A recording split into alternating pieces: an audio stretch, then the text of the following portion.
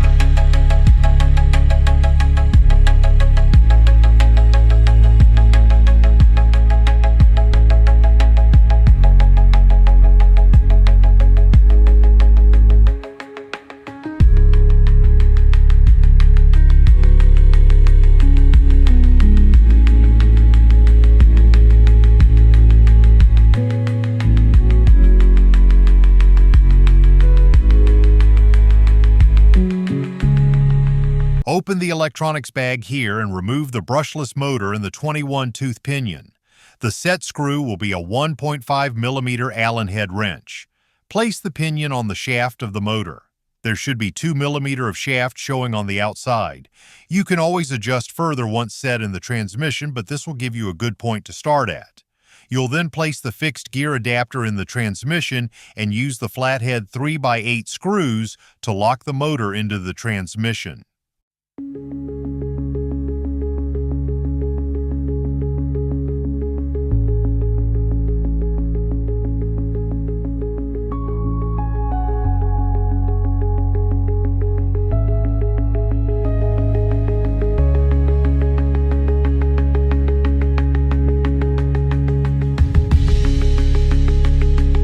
Now you'll want to grab the 2x10 millimeter pin and install it in the input shaft.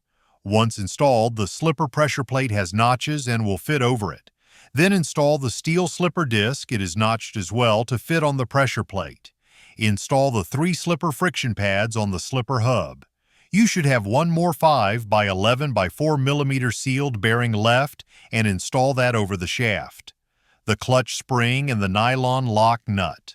The spur gear can now fit over the bearing and line up with the slipper hub. You can then take the 3 by 6 millimeter cap screws and screw the spur gear to the slipper hub. Once that is done, you can take the 4-way tool and tighten the clutch until the spring is bottomed out. You'll need tools to hold the differential shaft on both sides while tightening the slipper clutch. Do not over-tighten, but once bottomed out, take one full turn, 360 degrees back off the lock nut. The clutch is all set.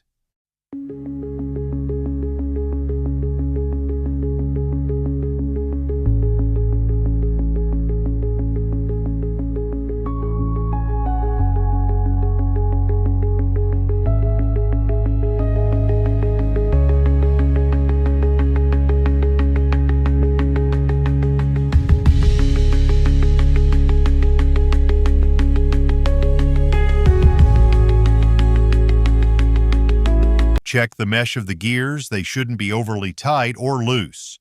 The fixed gear adapter makes this almost foolproof, but always check. Now we are at the last few pieces of the transmission. We want to connect the inner drive shafts to the output shaft. You'll use the 3x11 screw pins here.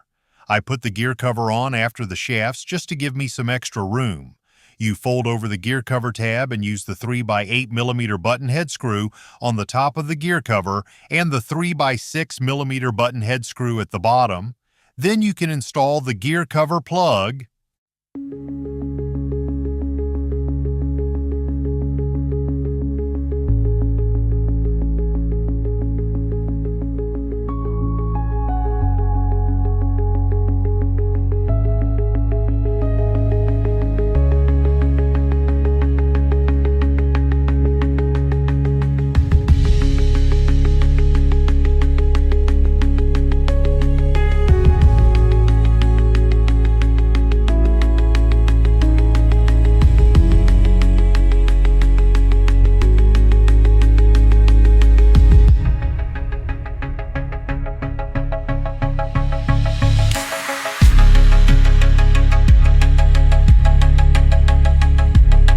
We are on the rear suspension now. In this bag, we will get the rear shock tower, 2 rear camber links, 2 3x15 millimeter flathead screws, 3 3x12 millimeter button head screws, rear body mount, 4 2.5 by 12 millimeter cap screws, left and right rear suspension arms, 2 3x46 millimeter pin screws, left and right rear axle carrier, 2 outer drive shafts with stub axles, 4 5x11 by 4 millimeter sealed ball bearings, 2 2x10 axle pins, 2 hex wheel hubs, 2 5x8 by 0.5 PTFE washers, 2 3x31.5 millimeter screw pins, 2 3x18 millimeter button head screws, 4 4x12 millimeter countersunk screws, 2 3x12 millimeter countersunk screws, wheelie bar mount, 3x40 millimeter button head screw, 3x30 millimeter button head screw, rear bumper brace, 2 3x15 millimeter button head screws,